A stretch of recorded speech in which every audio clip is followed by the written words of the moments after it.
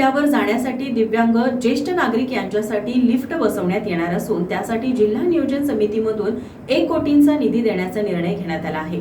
बस स्थानक हे माझं घर आहे, त्याची निगा राखणं, ते नीटनेटकं आणि स्वच्छ ठेवणं ही माझी जबाबदारी आहे, अशी भावना प्रत्येकानं ठेवली पाहिजे आणि इतरांनाही सांगितली पाहिजे, असं आवाहन पालकमंत्री डॉक्टर उदय सामंत यांनी केलं।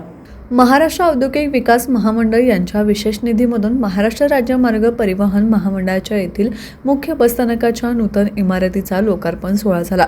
कार्यक्रमास रोजगार हमी योजना, फलोत्पादन, खार भूमी विकास मंत्री भरत गोगावले, महसूल गृहराज्यमंत्री योगेश कदम, माजी आमदार राजन साळवी, उदय मने, अपर जिल्हाधिकारी भाऊसाहेब गलांडे, अतिरिक्त मुख्य कार्यकारी अधिकारी परीक्षित यादव आदी उपस्थित होते। पालकमंत्री सामंत म्हणाले, उपमुख्यमंत्री एकनाथ शिंदे यांच्यामुळे राज्याला 500 कोटी परिवहन महामंडळाला मिळाले।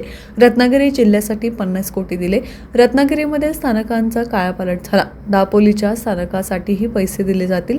दूधपापेश्वर जीर्णोद्धारासाठी 12 कोटी निधी। कसबा संगमेश्वर इथं छत्रपती संभाजी महाराजांचं जागतिक स्तरावरील स्मारक होत आहे। फलोत्पादन मंत्री गोगावले म्हणाले, विकास कशा पद्धतीने करावायचा याचा प्रत्यय रत्नागिरीमध्ये आल्यावर होतोय। मिरा नागपूर रस्ता, बंधारा आणि आता चांगलं सुंदर देखणं बसस्थानक दिलं आहे।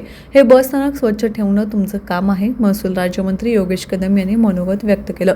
महामंडळाच्या प्रादेशिक व्यवस्थापक यामिनी जोशी, MIDCचे अधीक्षक अभियंता कालिदास भांडेकर, पूर्वा पेठे आदी उपस्थित होते।